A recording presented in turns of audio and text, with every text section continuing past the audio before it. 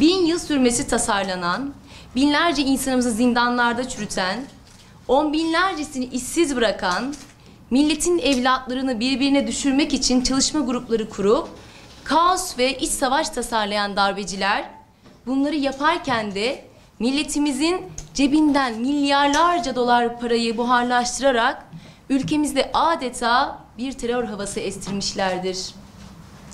Bundan 21 sene evvel, İşte bugün 28 Şubat 1997 yılında milletin iradesiyle seçilen hükümeti Milli Güvenlik Kurulu kararları gölgesinde tehdit, kumpas ve antidemokratik bir biçimde bürokrasi, sivil toplum, askeriye, iş ve medya dünyasının da aralarında bulunduğu bir çete tarafından istifaya zorlanmıştır.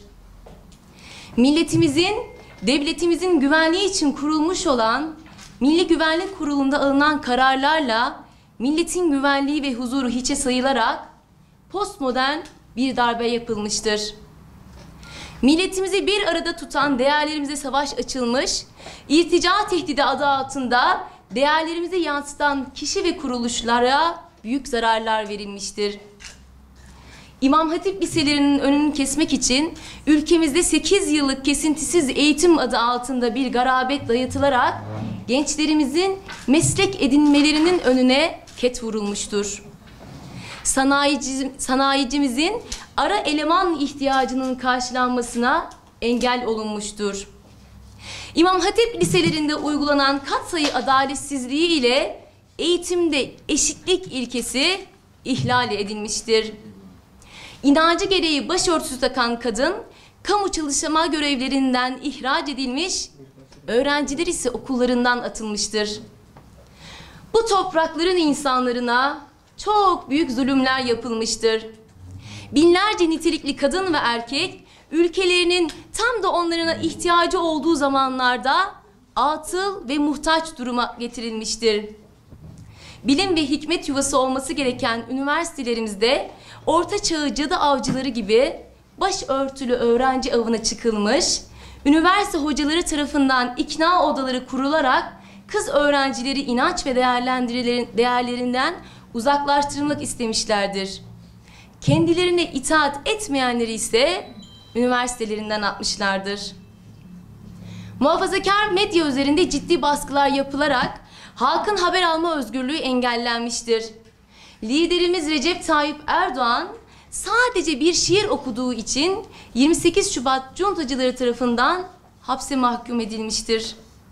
Orduda milli ve yerli subayların ilticai faaliyetlere karıştığı yalanı ile onları ordudan ihraç edilmeleri ve yerlerine FETÖ'cü subaylara terfi etmeleriyle bir yerde 15 Temmuz darbesinin altyapısı hazırlanmıştır.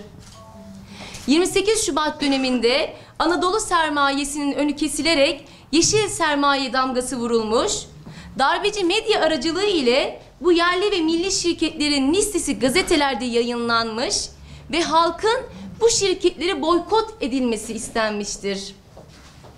Farklılıklarımızın zenginliğimiz olduğu gerçeğine inat, tek tip giyinen, sadece kendileri gibi düşünen ve onlar için sadece yaşam hakkı tanıyıp toplumun geniş kitlelerini görmezden gelen bu yapı, Türkiye'yi içine kapatıp kendi içinde çatıştırmak istemiştir.